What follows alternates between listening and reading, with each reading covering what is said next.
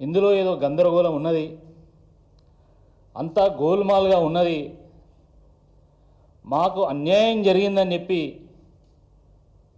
Group 1 aspirants BRS party కార్యాలయానికి వచ్చి దీని మీద మీరు ప్రభుత్వాన్ని ప్రశ్నించాలి, ఈ అవకతవకలను టీజీపీఎస్సీ దృష్టికి తీసుకెళ్ళాలి అని చెప్పి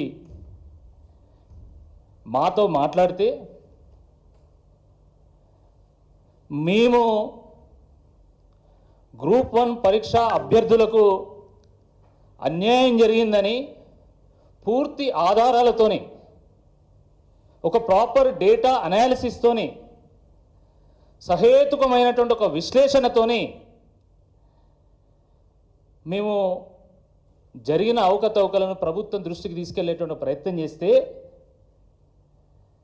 టీజీపీఎస్సీ వాటికి సమాధానం చెప్పాల్సింది పోయి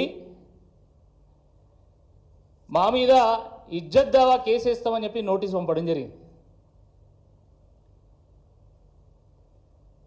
ఎంత దారుణం ఇది!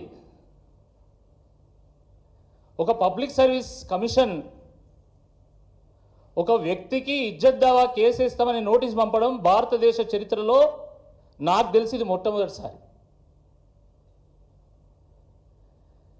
TGPSC is a very prestigious organization. TGPSC is a recruitment agency of Telangana government. కానీ నేను అడిగినటువంటి ప్రశ్నలకు సమాధానం చెప్పలేక వారు పంపినటువంటి నోటీస్ చూస్తూ ఉంటే టీజీపీఎస్సీ కాస్త టీపీసీసీగా వ్యవహరిస్తుందా అన్నటువంటి అనుమానం ఈరోజు చాలా మందిలో వ్యక్తమవుతూ ఉంది. అన్యాయాన్ని ఎదిరించడమే నేరమైతే ఆ నేరాన్ని నేను తప్పకుండా మళ్ళీ చేస్తా అని చెప్పి ఈ సందర్భంగా గుర్తు చేస్తా ఉన్నాను. ఆనాడు నిజాం ప్రభు జైల్లో పెడితే ఆ జైలు గోడల మీద కూడా నా రాజు తరతరాల బూజు అని ధిక్కార స్వరాన్ని వినిపించినటువంటి దాశరథి పుట్టినటువంటి ఓరుగల్లు గడ్డ మీద పుట్టినటువంటి ఒక బిడ్డగా చెప్తా ఉన్నా, అన్యాయాన్ని ఎదిరించడమే నేరమైతే ఆ నేరాన్ని మళ్ళీ చేస్తాం. ప్రశ్నించే హక్కు మాకున్నది. కానీ ప్రజాపాలన అని చెప్తూ, ప్రజల కోసమే పాలన అని చెప్తూ ప్రజల కోసం కొట్లాడుతున్నటువంటి వాళ్ళ గొంతు నొక్కాలని చూస్తే తప్పకుండా ఆ ప్రజలే మీకు బుద్ధి చెప్తారని చెప్పి ఈ సందర్భంగా నేను గుర్తు చేస్తా ఉన్నాను. ఎంత ఘోరం ఇది! టీజీపీఎస్సీ ఒక రిక్రూట్మెంట్ ఏజెన్సీగా ఉండాల్సింది పోయి వాళ్ళ మీద అలిగేషన్ చేస్తే వాళ్ళు నన్ను బ్లాక్మెయిల్ చేస్తారు. నువ్వు అన్కండిషనల్గా క్షమాపణ చెప్పాలి, 7 రోజులైనా మాకు రిప్లై ఇవ్వాలి, నువ్వు క్షమాపణ చెప్పకపోతే నీ మీద పరువు నష్టం దావా వేస్తాం, నీ మీద క్రిమినల్ కేసు పెడతాం, నీ మీద సివిల్ కేసు పెడతాం. ఏంది బెదిరింపులను అడుగుతున్నా? మీ ఉడత ఊపులకు తాటాకు చప్పులకు భయపడ్డాడు ఎవరు లేడు ఇక్కడ. తెలంగాణ గడ్డ మీద పుట్టినటువంటి ప్రతి బిడ్డ డిఎన్ఏలో తెగింపు ఉంటుంది, తిరుగుబాటు ఉంటుంది, త్యాగం ఉంటుంది. ఆ తిరుగుబాటుకు పురుడు పోసినటువంటి గడ్డ మీద పుట్టినటువంటి ఒక వ్యక్తిగా చెప్తున్నా, మీ తాటాకు చప్పులకు భయపడేది లేదు. తప్పకుండా మిమ్మల్ని ప్రశ్నిస్తాం, 100% ప్రశ్నిస్తాం. అరే, భారత రాజ్యాంగం డాక్టర్ బిఆర్ అంబేద్కర్ గారు రచించినటువంటి రాజ్యాంగము మాకు భావ ప్రకటన స్వేచ్ఛ హక్కు ఇచ్చింది. ఆర్టికల్ 19A ప్రకారం ఒక సాధారణ పౌరుని కూడా తన భావాన్ని వ్యక్తీకరించేటువంటి ఒక స్వేచ్ఛ రాజ్యాంగం కల్పించింది. ఆ హక్కును హరించేటువంటి అధికారం నీకు ఎవరిచ్చిందని నేను అడుగుతున్నా. అరే, ప్రభుత్వానికి ప్రశ్నలు వేస్తే వ్యక్తుల మీదకి వ్యవస్థను ఉసుగలుపుతారా? ప్రశ్నకు ప్రశ్న సమాధానం అవుతుందా? నేను మీకు అనేక ప్రశ్నలు వేసిన, ప్రశ్న వేస్తే మళ్ళీ మీరు నాకు తిరిగి ప్రశ్నలు వేస్తారు, 4 పేజీల ప్రశ్నలు వేస్తారు మీరు. అచ్చా, టీజీపీఎస్సీ మీద ఆరోపణలు చేసినటువంటి విమర్శ చేసినటువంటి మొట్టమొదటి వ్యక్తిని నేను కాదు, బహుశా చివరి వ్యక్తిని కూడా నేను కాకపోవచ్చు. గతంలో టీజీపీఎస్సీ మీద అనేక మంది విమర్శలు చేసిళ్ళు. ఈరోజు ముఖ్యమంత్రిగా వ్యవహరిస్తూ ఉన్నటువంటి నాడు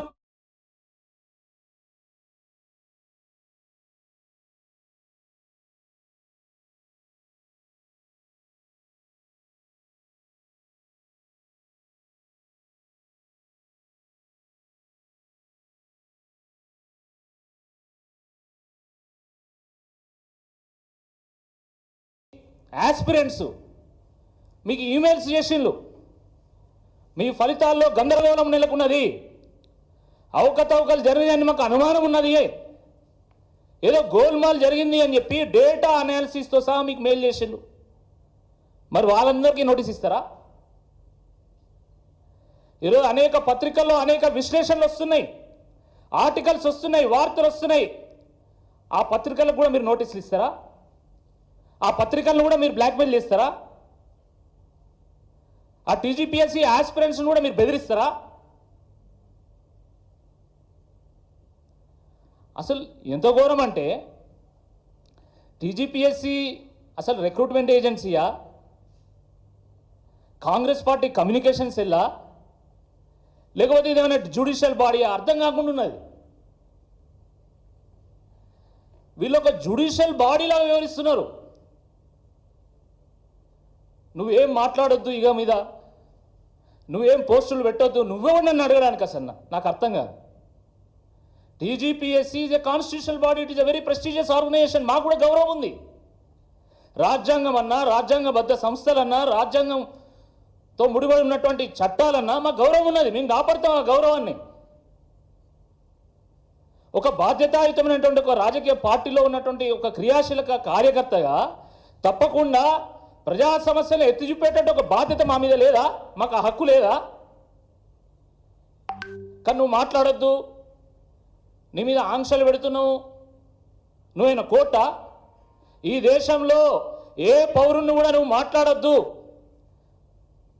నీ నోటికి ఆంక్షలు పెడుతున్నాం అనేటువంటి అధికారం కేవలం కోర్టులకు మాత్రమే ఉంటుంది, ఏ సంస్థకు ఉండదు. ఇది గుర్తుపెట్టుకోవాలా.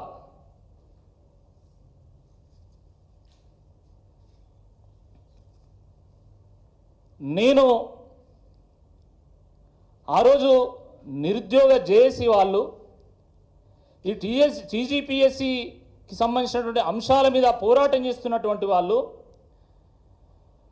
సోమాజిగూడ ప్రెస్ క్లబ్లో ఆల్ పార్టీ మీటింగ్ పెడుతున్నాం, మీరు రావాలి అంటే కేటీఆర్ గారి సూచన మేరకు నేను బీఆర్ఎస్ పార్టీ పక్షాన నేను ఆ ప్రెస్ క్లబ్కు వెళ్ళి